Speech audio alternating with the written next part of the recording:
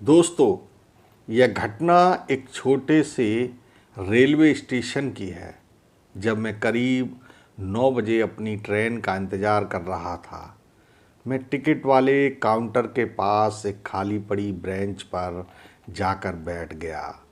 अब मैं बैठे बैठे सोच रहा था कि कहीं मेरी ट्रेन आज लेट ना हो जाए। तभी अचानक अनाउंसमेंट हुआ कि ट्रेन अपने निर्धारित समय से आधा घंटा लेट चल रही है। फिर आधा घंटा इंतज़ार करने के बाद ट्रेन आई तो मैं अपना सामान लिए ट्रेन में चढ़ने की तैयारी करने लगा।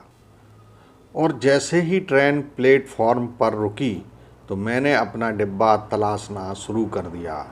अब मैं अपने डिब्बे में चढ़ चुका था।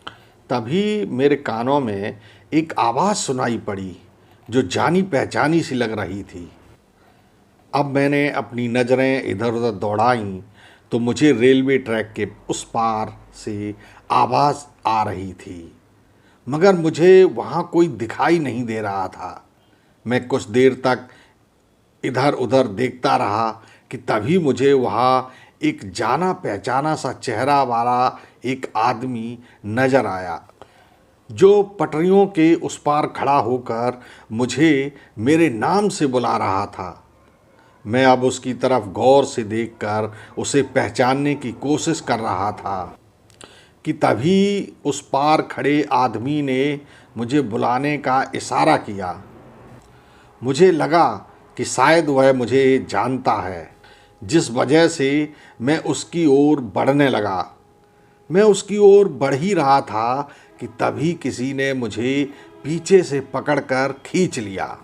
इससे पहले मैं कुछ रिएक्शन देता, मैंने देखा कि एक ट्रेन बड़ी तेज़ी से उन्हीं पटरियों से होकर तेज़ी के साथ गुजरी।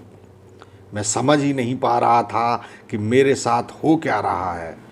तभी उस आदमी ने चिल्लाते हुए कहा, पागल हो क्या? इतनी बड़ी ट्रेन दिखाई नहीं दे रही? उस आदमी के इतना कहते ही उसने बताया कि यहाँ काफ़ी ट्रेनें से घटनाएं होती रहती हैं, जिसमें काफ़ी लोग मारे जा चुके हैं। उनकी आत्माएं आज भी परेशान हैं, जिसके चलते वह किसी पर भी हावी हो जाती हैं। तभी मेरे फ़ोन की रिंग बजी। मेरे पापा पूछ रहे थे कि कहाँ तक पहुँचे। मैंने पापा को कुछ नहीं बताया और बोला कि मेरी ट्रेन छूट गई है, मैं घर वापस आ रहा हूँ।